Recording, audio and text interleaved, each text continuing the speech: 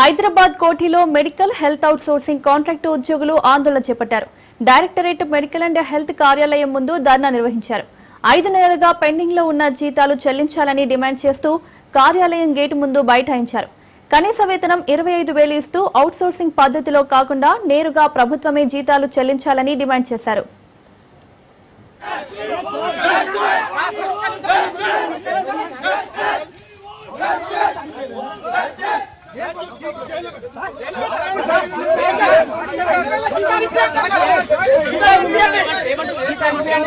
పోలీసులు దౌర్జన్యంగా మా మీద హరాస్మెంట్ చేస్తున్నారు. మేము జీతాలు లేక 5 నెలల జీతాలు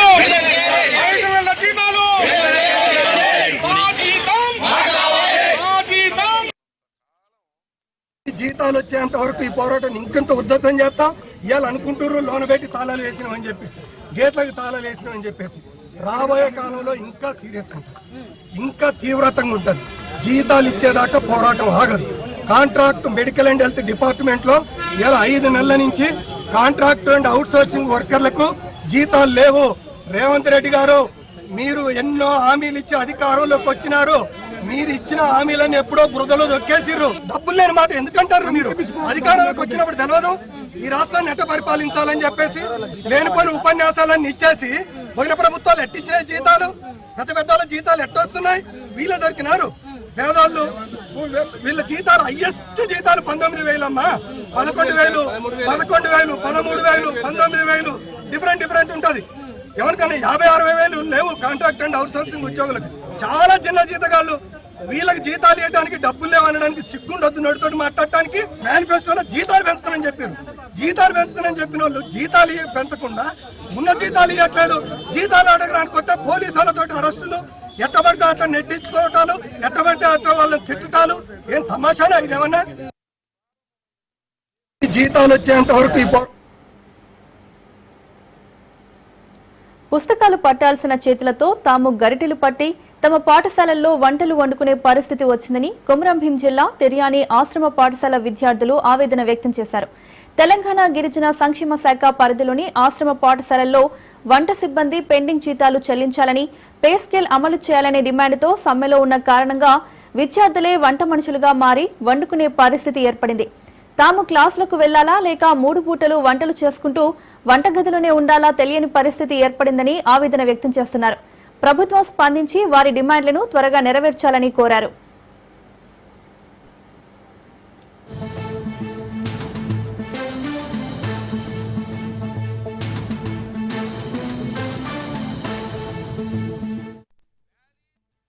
వాళ్ళు ఇక వాళ్ళు డెలివరీ వర్కర్లు వాళ్ళందరూ ఇక సమ్మె ఉంది. వాళ్ళకి జీతాలు వస్తలేవు. అయితే ఇక అందుకే బంద్ అయ్యింది. ఒక ఆమెను అటు వాళ్ళనా ఇటు చేయాలన్నా బాగా ఇబ్బంది ఉంది నాకు. ఎట్లా చేయాలి? ఇక వాళ్ళు వస్తారు రోజు, వాళ్ళకి వస్తారు కానీ ఎట్లా చేయాలి? ఒక ఆమెను ఉన్నా బాగా ఇబ్బంది అవుతుంది. ఎట్లనన్నా చేసి ఇక వాళ్ళకి తీస్తారు. తొందరగా వేస్తేనే మంచిగా ఉంటుంది, నాకు సాహిత్యం ఉంటుంది. పిల్లలతోటి నేను వాచ్మెన్, నేను ఒక ఆమెను ఉన్నా ఈ హాస్టల్లో. ఇక ఏం చేయాలి? పిల్లలను పట్టి వంట చేస్తున్నా. ఇక ఎట్లనన్నా కానీ ఇక 9వ తరగతి చదువుతున్నాను. నేనే పుట్టాంటి మేము చదువుకోవడం వచ్చినాం. వర్కర్ లేరని మేము వండుతున్నాం. నేనే చెప్పిన పుట్టాంటి.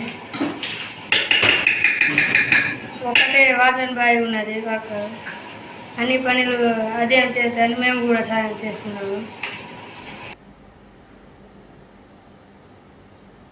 యాదాద్రి భువనగిరి జిల్లా భువనగిరి అభివృద్ధిపై అధికారులతో ఎమ్మెల్యే అనిల్ కుమార్ రెడ్డి సమీక్ష నిర్వహించారు.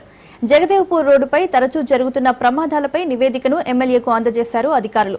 భువనగిరి నుంచి గజ్వేల్ వెళ్లే జాతీయ రహదారి రోడ్డు మరమ్మత్తు పనులకు 7 కోట్ల నిధులు మంజూరయ్యాయని తెలిపారు.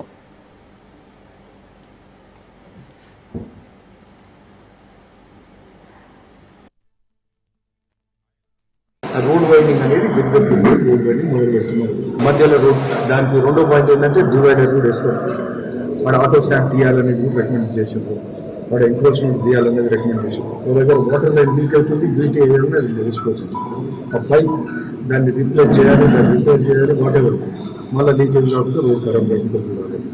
అక్కడ బ్రిడ్జ్కి ఏమో 76 లక్షల శాంక్షన్ అయింది. అది ఈ రోజు వచ్చింది సొల్యూషన్. బట్ ఇప్పుడు ఆయననే తీసుకొచ్చి మనకి ఇచ్చాడు ఈరోజు.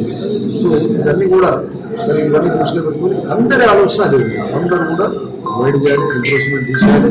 వాడు అట్లనే ఈ లోపల ట్రాఫిక్ కంట్రోల్ కోసము రంబుల్ స్ట్రిప్స్ పెట్టాలి. అట్లనే స్ట్రీట్ లైట్స్ కూడా ఇల్యుమినేషన్ బాగున్నది. మరి పార్ట్ వర్క్స్ ఏమైనా ఉంటే రిపేర్ చేసుకోవాలి. ఇవన్నీ చేసుకుని రోడ్ వైడింగ్ చేసి మరి బోత్ సైడ్స్ గ్రిల్ పెట్టి, ఆ రోడ్ బోత్ సైడ్స్ గ్రిల్ పెట్టి ట్రాఫిక్ జనం రోడ్ మీదకి రాకుండా, అంటే పెడెస్ట్రియన్స్ రోడ్ మీదకి రాకుండా ఇంకా గొప్పగా తీర్చిదిద్దే కార్యక్రమం ఈరోజు కాంగ్రెస్ ప్రభుత్వం మేము చేస్తాము. ఈడ బోర్డులు అందరినీ కలుపుకొని ఉమ్మడిగా ఈ కార్యాచరణ చేస్తాం. ఆ రోడ్ వైడింగ్ ప్రజల ప్రాణాలతో చెలగాటమాడుతూ ధనార్జనే ధ్యేయంగా హోటల్ యాజమాన్యం వ్యవహరిస్తున్న తీరు ఆశ్చర్యానికి గురిచేస్తోంది. ఖమ్మంలోని వైరా రోడ్లోని కోనార్క్ హోటల్లో ఓ కస్టమర్ బిర్యానీ ఆర్డర్ చేయగా అందులో బొద్దింక ప్రత్యక్షమైంది. బొద్దింక కనబడడంతో షాక్కి గురైన కస్టమర్ హోటల్ యాజమాన్యాన్ని సంప్రదించాడు. అయితే విషయాన్ని గోప్యంగా ఉంచాలని, మీ డబ్బులు మీకు చెల్లిస్తామంటూ కస్టమర్కు చెప్పడంతో కంగుతిన్నాడు.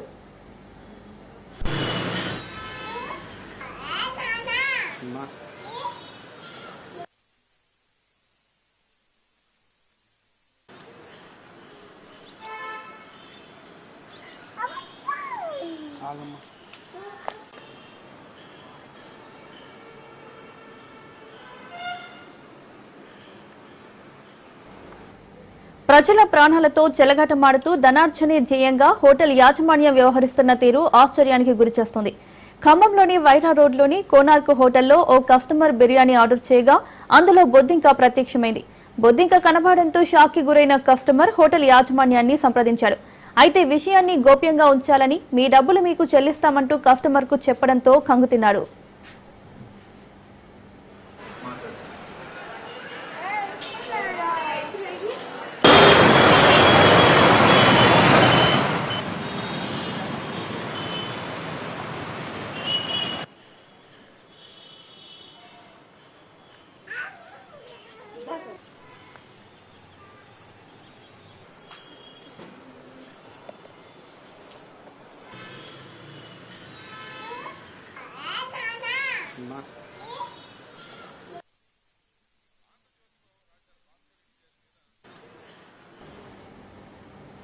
ఇదే అంశానికి సంబంధించి మరింత సమాచారం మా రిపోర్టర్ ఉపేందర్ అందిస్తారు.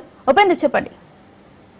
ఓకే మౌనిక, ఇప్పటికే అది ఖమ్మం జిల్లాలో కూడా అంటే అటు ఫుడ్ సెక్యూరిటీ నిర్లక్ష్యంతో కూడా అంటే ఆహారం అందించేటువంటి ఏదైతే హోటల్స్ ఉన్నాయో నిర్లక్ష్యం కూడా వ్యవహరిస్తుండడంతో అయితే వినియోగదారులు అయితే కొంత ఆందోళన చెందుతున్న పరిస్థితి ప్రధానంగా జిల్లాలో కనిపిస్తుంది. ఇక బిర్యానీ తినేందుకు ఏదైతే ఖమ్మం జిల్లాకు సంబంధించినటువంటి ప్రముఖ అనేది కోనార్క్ హోటల్ ఉంటుంది, ఆ హోటల్ కి సంబంధించినటువంటి బిర్యానీ అయితే ఓ వ్యక్తి ఆర్డర్ చేశాడు.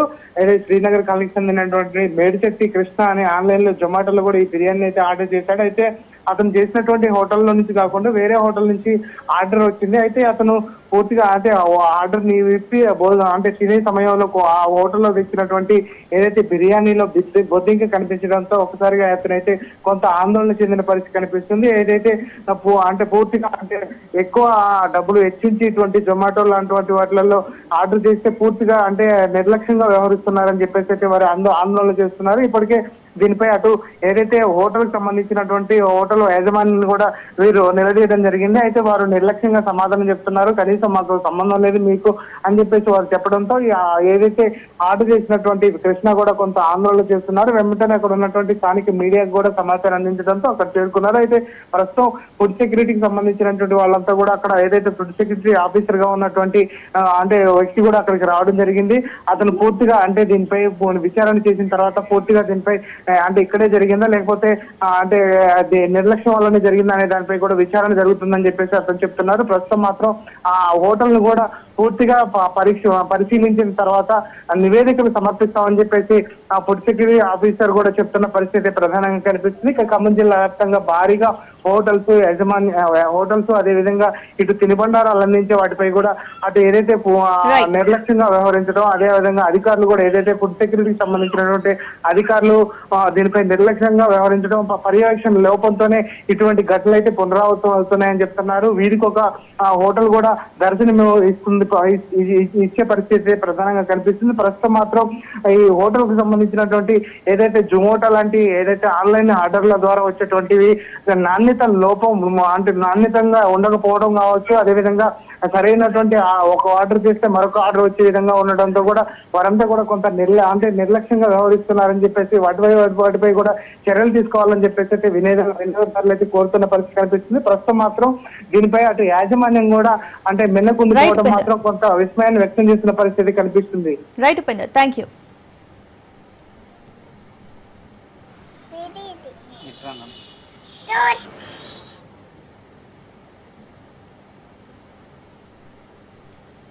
మాజీ మంత్రి అంబటి రాంబాబు మాట్లాడుతున్నారు, లైవ్ చూద్దాం. స్పెషల్ ఇన్వెస్టిగేషన్ టీం కాదు, ఈనాడు, ఆంధ్రజ్యోతి, TV5 ఈ వార్తలన్నీ కలిపి ఛార్జ్షీట్ తయారు చేస్తారు. ఇది అతకదు. అతకపోతే జడ్జి గారు ఒప్పుకొని తిప్పి పంపిస్తారు. మీరు చూశారు, 11 కోట్ల రూపాయలు సీజ్ చేశామన్నారు కేసీరెడ్డిది. దాని మీద కేసీరెడ్డి పిటిషన్ పెట్టాడు. ఇవి బ్యాంకులో మీరు డిపాజిట్ చేస్తున్నారు, ఈ బ్యాంకులో డిపాజిట్ చేసే డబ్బుల్ని వేరే సపరేట్గా పెట్టండి, దాని నోట్ల మీద ఉన్న నెంబర్లు కూడా నోట్ చేయండి అని. అవి ఎప్పుడు ప్రింట్ అయినాయో తెలుస్తాయి అని. లేదు కలిపేశాం అన్నారు. కలిపేస్తే మీరు కౌంటర్ ఫైల్ ఇవ్వమన్నారు. కౌంటర్ ఫైల్ ఇంతవరకు లేదు. ఎంత తిమ్మిని బొమ్మిని పడ్డారో, ఎంత గందరగోళం పడ్డారో మీ అందరూ చూస్తూనే ఉన్నారు. కోర్టు వారు అడిగినటువంటి ప్రశ్నలకు సమాధానం చెప్పలేక ఈ 11 కోట్ల వ్యవహారంలో సిట్టు ఎన్నిసార్లు సిట్ అయిందో, ఎన్నిసార్లు స్టాండ్ అయిందో నేను ప్రత్యేకంగా చెప్పాల్సిన అవసరం లేదు. ఇది ఎలా జరుగుతుందంటే ఒక అద్భుతమైన కథను అల్లినప్పుడు జరుగుతుంది. ఒక వాస్తవాన్ని ప్రజెంట్ చేసినప్పుడు ఇలా జరగదు. ఒక అద్భుతమైన కథను అల్లి కథలుగా చెప్పి పొలిటికల్ వెండేటాతో వైఎస్ఆర్ కాంగ్రెస్ పార్టీ కార్యకర్తల్ని, నాయకుల్ని వేధించాలనుకున్నప్పుడు మాత్రమే జరుగుతుంది. దీనిలో భలే డైలాగులు ఉంటాయి. కీలకమైన నిందితుడు, ప్రధాన నిందితుడు, ప్రాథమిక లబ్ధిదారుడు, అంతిమ లబ్ధిదారుడు. ఏందో మరి నాకు అర్థం కాల. కొత్త మాటలన్నీ పెట్టేసి రాసేస్తుంటారు కథలో. ప్రాథమిక లబ్ధిదారుడు అంట, అంతిమ లబ్ధిదారుడు అంట, కీలక లబ్ధిదారుడు అంట. మొత్తం ఎలక్షన్లో అంటే ఈ డబ్బులన్నీ పెట్టి ఖర్చు పెట్టేశారండి. అందుకని డబ్బులు పట్టుకోవడానికి లేదు కదా, ఇప్పుడు దొరకవు కదా, అందుకని ఆ మొక్క పెట్టేశారు. వీళ్ళందరూ అంతా ఎన్నికల ఖర్చంతా కూడా వైఎస్ఆర్ కాంగ్రెస్ పార్టీకి 250 కోట్ల రూపాయలు ఈ చెవిరెడ్డి భాస్కర్ రెడ్డి తదితరులు పంచారనేటువంటి కార్యక్రమం చేస్తున్నారు. ఆధారాలు లేని ఆరోపణలు, ఆధారాలు ఇట్టి పరిస్థితుల్లో దొరకనటువంటి కార్యక్రమాలు ఇవన్నీ చేస్తున్నారు. నిజంగా లిక్కర్ స్కామ్ జరిగే అవకాశమే లేనటువంటి కార్యక్రమం 5 సంవత్సరాల పాటు కూడా. ఎందుకంటే ప్రభుత్వమే లిక్కర్ అమ్మింది, ఎవరు ప్రైవేటు వ్యక్తులు అమ్మలేదు. డిస్టిలరీ నుంచి తీసుకొచ్చారు, అవుట్లెట్స్ పెట్టి అమ్మినటువంటి సందర్భం ఉంది. అంతే తప్ప మధ్యలో అమ్ముకోవడానికి అవకాశం ఇవాళ ఉంది. బార్ లైసెన్సులు మళ్ళీ పెంచటాలు రేట్లు, తగ్గించడాలు మళ్ళీ రేట్లు. ముందేమో షాపులు పెట్టారు, షాపులన్నీ పాడుకున్న తర్వాత రేట్లు పెంచారు వాళ్ళకు అనుకూలంగా, కిక్ బ్యాక్స్ తీసుకొని. ఇవన్నీ స్కాములు చేస్తున్నది తెలుగుదేశం ప్రభుత్వం, కూటమి ప్రభుత్వం, నారా చంద్రబాబు నాయుడు గారు, లోకేష్ గారు తప్ప మరొకరు కాదు. ఇదంతా కూడా పొలిటికల్గా. దీన్ని ఏమనుకుంటున్నానంటే పాపం చంద్రబాబు నాయుడు గారు చాలా అనుభవజ్ఞుడే, కానీ ఎందుకనో ఆవేశంలోనో ఆక్రోశంలోనో తెలివిని వీడుతున్నారు. ఏదో ఒక విధంగా వైఎస్ఆర్ కాంగ్రెస్ పార్టీని అణిచేయాలని, అందరినీ లోపల పెట్టేస్తే భయపడిపోతారని, భయపడిపోతే ఇక తనకు ప్రత్యర్థి పార్టీ ఉండదని, ఎలాగూ పవన్ కళ్యాణ్ తనమ్మటే ఉన్నాడు, బీజేపీ తనమ్మటే ఉంది కాబట్టి ప్రత్యర్థి పార్టీ జగన్మోహన్ రెడ్డి గారి వైఎస్ఆర్ కాంగ్రెస్ పార్టీ ఉండదని, దాన్ని నాశనం చేద్దామనేటువంటి ఒక కుట్రపూరితమైనటువంటి ఉద్దేశంతో, ఆధారాలు లేని ఒక అభూతమైన కల్పనతో ఈ సిట్టు ద్వారా కేసులు పెట్టించేటటువంటి కార్యక్రమం చేసి మమ్మల్ని అణచాలని చూస్తున్నారు. కానీ ఒకటి మర్చిపోతున్నారు, ఎంత అణిచినా కూడా వైఎస్ఆర్ కాంగ్రెస్ పార్టీ అణిగిపోయేటటువంటి పార్టీ కాదనే విషయాన్ని మీరు గుర్తుపెట్టుకోవాలి. డాక్టర్ వైఎస్ రాజశేఖర రెడ్డి గారి మరణం తర్వాత ఆరంభమైనటువంటి ఈ రాజకీయ పార్టీ అనేక ఒడిదుడుకులు ఎన్నుకున్నది. అనేక సందర్భాల్లో అనేక ఒడిదుడుకులు ఎన్నుకుని నిలబడినటువంటి రాజకీయ పార్టీ. ఈ రాజకీయ పార్టీ ఏదో నాశనం చేసేస్తాము, తొక్కేస్తాము అంటే సాధ్యపడేటువంటి అంశం కాదనే విషయాన్ని దయచేసి నారా చంద్రబాబు నాయుడు గారు, లోకేష్ గారు గమనించాలని మనవి చేస్తున్నా. ఇలాంటి తప్పుడు కేసులు పెట్టి బెదిరించాలని ప్రయత్నం చేయటం చాలా దురదృష్టకరమైనటువంటి పరిణామంగా నేను భావిస్తున్నాను. భారత రాజకీయాల్లో ఈ రకమైనటువంటి దౌర్భాగ్యమైనటువంటి రాజకీయ కక్షలతో మీరు పెట్టేటటువంటి ప్రయత్నం చేస్తున్నారు. ఇంకా నిజంగా లిక్కర్ అంటే 14-19 కాలంలో జరిగినటువంటి స్కామ్ ఇంత స్కామ్ కాదు. చంద్రబాబు నాయుడు గారి మీద అప్పుడు లిక్కర్ స్కామ్ కేసు కూడా ఉంది. దాని మీద బెయిల్లో ఉన్నాడు చంద్రబాబు నాయుడు గారు. ఇవాళ అంటున్నాడు ఆయన ఎవరో మొన్న ఆయన భారతదేశానికి 1947 ఆగస్టు 15న స్వాతంత్ర్యం వచ్చినట్లుగానే తెలంగాణకు 1948 సెప్టెంబర్ 17న స్వాతంత్ర్యం వచ్చింది. నిజాం నిరంకుశ పాలన, రజాకార్లు, దొరల పాలనకు వ్యతిరేకంగా దాదాపు 30,000 మంది అమరులై పోరాడి సెప్టెంబర్ 17న స్వాతంత్ర్యం తెచ్చుకున్నాం. నిజాం నిరంకుశ పాలనకు విముక్తి ఎలా దక్కింది? నిజాం మీర్ ఉస్మాన్ అలీ ఖాన్ సైన్యం దమనకాండకు చరమగీతం ఎక్కడ ప్రారంభమైంది? ఇక ఇదే అంశానికి సంబంధించి మరిన్ని వివరాలు మా ప్రతినిధి రాజు అందిస్తారు. హైదరాబాద్ విమోచన దినాన్ని కేంద్ర ప్రభుత్వం కేంద్ర హోంశాఖ ఆధ్వర్యంలో అధికారికంగా నిర్వహిస్తూ ఉంది. అందుకు సంబంధించి సికింద్రాబాద్ పరేడ్ గ్రౌండ్లో ఈ యొక్క హైదరాబాద్ సంస్థానం భారతదేశంలో ఏ విధంగా విలీనమైంది, విమోచనమైంది అనేటటువంటి అంశానికి సంబంధించి పూర్తి స్థాయిలో చరిత్ర యువతకు తెలియజేసే విధంగా ఫోటో ఎగ్జిబిషన్ ప్రారంభించినటువంటి పరిస్థితి అయితే ఉంది. ప్రస్తుతం ఈ యొక్క exhibition central bureau of communication ఆధ్వర్యంలో నిర్వహిస్తున్నటువంటి పరిస్థితి అయితే ఉంది. హైదరాబాద్ విమోచన దినోత్సవాన్ని ప్రత్యేకంగా జరుపుకోవడానికి అనేక కారణాలు ఉన్నాయి. 1947లో భారతదేశానికి స్వాతంత్రం వచ్చినప్పటికీ కూడా 1948 సెప్టెంబర్ 17వ తేదీన ఈ యొక్క భారతదేశంలో హైదరాబాద్ సంస్థానం విలీనమైనటువంటి పరిస్థితి అయితే ఉంది. హైదరాబాద్ సంస్థానాన్ని పాలించినటువంటి మీర్ ఉస్మాన్ అలీ ఖాన్ 7వ నిజాం తన పూర్తి స్థాయిలో కూడా భారత ప్రభుత్వం వద్ద మోకరిల్లినటువంటి సిచ్యువేషన్ ఉంది. దానికి గుర్తుగా ఆ చిహ్నంగా కూడా హైదరాబాద్ విమోచన దినాన్ని నిర్వహిస్తున్నటువంటి పరిస్థితి అవుతుంది. అయితే అనేక రాజకీయ పార్టీలు వివిధ కోణాల్లో కూడా వివిధ పేర్లతో ఈ యొక్క విమోచన దినమని, సమైక్యతా దినమని, ప్రజాపాలన దినోత్సవం అని, అంతేకాకుండా హైదరాబాద్ విలీన విమోచన వీటితో పాటుగానే అనేక పేర్లతో పిలుచుకున్నప్పటికీ కూడా అనేక చారిత్రాత్మక ఆధారాలతో ఈ యొక్క హైదరాబాద్ విమోచనానికి సంబంధించి ఈ యొక్క ఏర్పాటు చేసినటువంటి ఎగ్జిబిషన్ కళ్ళకు కట్టినట్టుగా చరిత్రను చూపించేటటువంటి ప్రయత్నం చేస్తూ ఉంది. ప్రస్తుతం హైదరాబాద్ సంస్థానానికి సంబంధించి ఈ యొక్క మ్యాప్ మనకు కనిపిస్తూ ఉంది. అందులో అనేక జిల్లాలు ఉన్నాయి. 16 జిల్లాలు ఇందులో ప్రధానంగా ఉన్నాయి. ప్రస్తుతం తెలంగాణలో ఉన్నటువంటి తెలంగాణకు ఈ యొక్క హైదరాబాద్ సంస్థానంలోని 8 జిల్లాలు తెలంగాణలో, మరోవైపు 5 జిల్లాలు మహారాష్ట్రలో, 3 జిల్లాలు కర్ణాటకలో ఈ యొక్క సరిహద్దులు కూడా హైదరాబాద్ సంస్థానాన్ని మీర్ ఉస్మాన్ అలీ ఖాన్ పరిపాలించినటువంటి పరిస్థితి ఉండింది. అప్పట్లో భారతదేశంలో విలీనం చేసినటువంటి పరిస్థితి అయితే ఉంది. సర్దార్ వల్లభాయ్ పటేల్ ఏకతాటిపైకి తీసుకువచ్చి ఆయా సంస్థానాలపై ఒత్తిడి తెచ్చి హైదరాబాద్లో విలీనం చేసినటువంటి పరిస్థితి అయితే ఉంది. హైదరాబాద్ దేశంలోనే ఉన్నటువంటి సంస్థానాల్లో అతిపెద్ద సంస్థానం. ఒక దేశంగా, స్వతంత్ర దేశంగా కూడా మన అప్పుడు ఉన్నటువంటి నిజాం పాలకుడు మీర్ ఉస్మాన్ అలీ ఖాన్ ప్రకటించుకున్నటువంటి పరిస్థితి కూడా ఉన్నది. హిందీ మాట్లాడేటటువంటి వారు మహారాష్ట్రకు, తెలుగు మాట్లాడేవారు ఆంధ్రప్రదేశ్, అదేవిధంగా తెలంగాణ కలిపి ఉమ్మడి రాష్ట్రంగా ఏర్పాటు చేయడం, మరోవైపు 3 జిల్లాలను కూడా కర్ణాటకలో కలిపినటువంటి పరిస్థితి అయితే ఉంది. ప్రజలు ఎదుర్కొంటున్నటువంటి వెట్టి చాకిరీ, దౌర్జన్యాలు, అంతేకాకుండా శిస్తులు వసూలు చేయడం తో ప్రజలను పీడించి అనేక హింసించి కూడా వారి నుంచి శిస్తు రాబట్టేటటువంటి వ్యవస్థలు ఉండేవి. ప్రధానంగా నిజాం పాలనలో రజాకార్లు, దేశ్ముఖ్లు, దొరలు, వీరితో పాటుగానే జాగీర్దారులు, వీరందరూ కూడా వ్యవస్థలుగా ఉండేది. రైతులు, మరోవైపు ప్రజల నుంచి కూడా శిస్తులు పన్నుల రూపంలో కూడా పెద్ద ఎత్తున కలెక్ట్ చేసినటువంటి పరిస్థితి అయితే ఉండింది. అరాచకాలను నాటి నిజాం ప్రభుత్వంలో ఉన్నటువంటి సైన్యంగా రజాకార్లుగా పిలువబడేవారు. ఆ రజాకార్లు పూర్తి స్థాయిలో కూడా దానికి నాయకత్వం కాసిం రజ్వీ నాయకత్వం వహించేవాడు.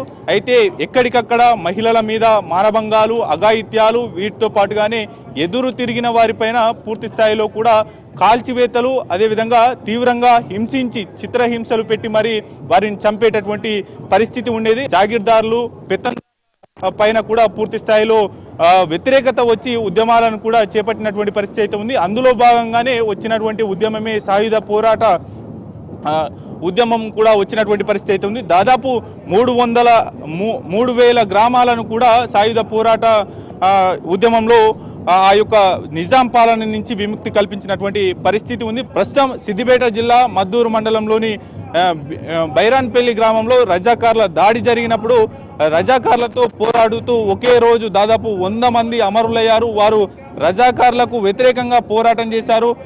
వారిని రజాకార్ సైన్యాన్ని కూడా వీరోచితంగా ఎదుర్కొన్నటువంటి పరిస్థితి ఉండింది. వారిపైన దాడులు చేసినటువంటి పరిస్థితి ఉండింది. మరోవైపు అదే గ్రామానికి దాడులు చేసిన తర్వాత మహిళలను వివస్త్రాలను చేసి బతుకమ్మను ఆడించినటువంటి పరిస్థితి కూడా అంత దౌర్జన్యాలు దాష్టికాలు నిజాం పాలనలో జరిగాయి. రజాకార్లు దాడులను కూడా తాము రక్షించుకునేందుకు గ్రామస్తులు ఏకతాటిపైకి వచ్చి ఈ యొక్క బుర్జులను కూడా ఏర్పాటు చేసుకున్నటువంటి పరిస్థితి అయితే ఉంది. ఓవరాల్గా ఈ యొక్క మరో ముఖ్యమైనటువంటి కీలక ఘట్టం అటు భారతదేశ మిలిటరీ పూర్తి స్థాయిలో సైన్యం పోలీసు చర్యగా మనం చూస్తూ ఉంటాం. చరిత్రలో మిగిలిపోయేటటువంటి అంశం. పెద్ద ఎత్తున ఈ యొక్క పారామిలిటరీ బలగాలతో హైదరాబాద్ సంస్థానాన్ని ముట్టడించేందుకు చేరుకునేటటువంటి క్రమంలో సెప్టెంబర్ 13వ తేదీన 1948లో హైదరాబాద్ సంస్థానం పైన ఈ యొక్క పోలీస్ చర్య ప్రారంభమైంది. ఆ తర్వాత ద్విముఖ వ్యూహాలతో ప్రధాన సైనిక దళాలతో కూడా అటు షోలాపూర్ హైదరాబాద్ రోడ్డు మార్గంగా మరోవైపు విజయవాడ హైదరాబాద్ మార్గంలో ఈ యొక్క పోలీస్ చర్య అప్పటికే ప్రవేశించింది. దిక్కుతోచని స్థితిలో కూడా ఆ తర్వాత 5 రోజుల పాటు నిజాం కేంద్ర ప్రభుత్వం ముందు మోకరేలినటువంటి పరిస్థితి కూడా మనకు కళ్ళకు కట్టినట్టు వివరించేటటువంటి ఫోటో ఎగ్జిబిషన్ ఈ యొక్క ఎగ్జిబిషన్లో ఏర్పాటు చేసినటువంటి సిచ్యువేషన్ అయితే కనిపిస్తుంది. ఎక్కడెక్కడ ఎటువంటి ఇబ్బందులు పడ్డారు, వారు ఏ విధంగా తిరుగుబాటు చేశారు అనేటటువంటి అంశానికి సంబంధించి కూడా ఇందులో పూర్తి స్థాయిలో వివరించేటటువంటి ప్రయత్నం చేశారు. మరోవైపు రామ్జీ గోండ్ ప్రస్తుతం నిర్మల్ జిల్లాలో ఉన్నటువంటి ఆసిఫాబాద్కు చెందినటువంటి ఒక గోండ్ గిరిజన జాతికి చెందినటువంటి రామ్జీ గోండ్ ఆ గిరిజన తెగకు పెద్ద ఎత్తున ఆయన పూర్తి స్థాయిలో కూడా ఆయన ఒక రాజుగా ఉండేవాడు. పూర్తి స్థాయిలో కూడా రామ్జీ గోండ్ రాజ్యంలోకి ఈ యొక్క అక్రమంగా బ్రిటిష్ సైనికులు కూడా ప్రవేశించిన నేపథ్యంలో ఏ విధంగా ఈ యొక్క బ్రిటిష్ సైనికులకు ఆయన బుద్ధి చెప్పేటటువంటి క్రమం చేశారు. ఆ బ్రిటిష్ సైన్యం పైన కూడా పెద్ద ఎత్తున పోరాటం చేసిన నేపథ్యంలో కూడా దాదాపు 1000 మందిని రామ్జీ గోండ్తో పాటుగానే 1000 మంది సైనికులను ఒకే చోట మర్రి చెట్టుకు ఉరివేసి వేలాడదీసినటువంటి ఘటన కూడా మనకు బయట కనిపించే విధంగా కూడా ఫోటో ఎగ్జిబిషన్ బయట ఏర్పాటు చేసినటువంటి పరిస్థితి అయితే ఉంది. ఇదంతా కూడా అప్పటి నిజాం నవాబు పరిపాలనలోనే జరిగింది. 1960 ఏప్రిల్ 9న కూడా జరిగినటువంటి పరిస్థితి అయితే ఉంది. మరోవైపు భాగిరెడ్డి వర్మ ప్రత్యేకంగా హైదరాబాద్కు సంబంధించి కీలకంగా హైదరాబాద్ సంస్థానంలో కీలకంగా విముక్తి కోసం పనిచేసినటువంటి వ్యక్తి.